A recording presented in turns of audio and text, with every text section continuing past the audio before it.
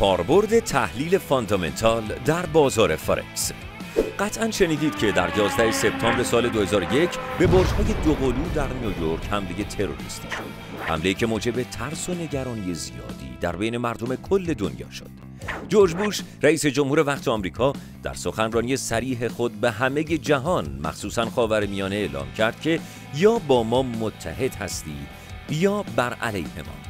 در سالهای بعد از این حمله آمریکا دچار بحران اقتصادی شدیدی شد و به دلیل تأثیر اقتصاد آمریکا بر اقتصاد جهان، ترس و نااطمینانی اقتصاد جهان رو در بر گرفت.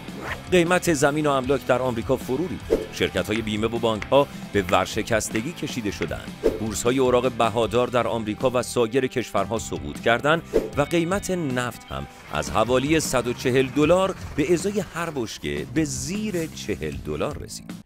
اما نکته جالب اینه که قیمت طلا از سال 2001 تا سال 2012 در یک روند افزایشی قرار گرفت و قیمت اون روز به روز زیاد شد.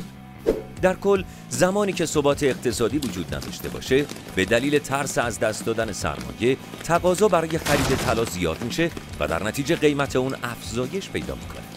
با دونستن همین نکته، در زمانی که اغلب بازارها رو به افول و در شرایط نامساعدی بودن، افراد میتونستن از نابودی سرمایه خودشون جلوگیری کنن. این مثال یه نمونه کوچیک از تحلیل فاندامنتاله. این نوع تحلیل یه مفهوم در حوزه مالیه که در اون اطلاعات مربوط به درآمد، سود، مزایای رقابتی، تغییرات قوانین و مقررات، روند رشد صنعت و سایر عوامل مرتبط بررسی میشه تا تصمیم گیری در خصوص سرمایه گذاری در شرکت یا سهام مورد نظر به درستی انجام بشه.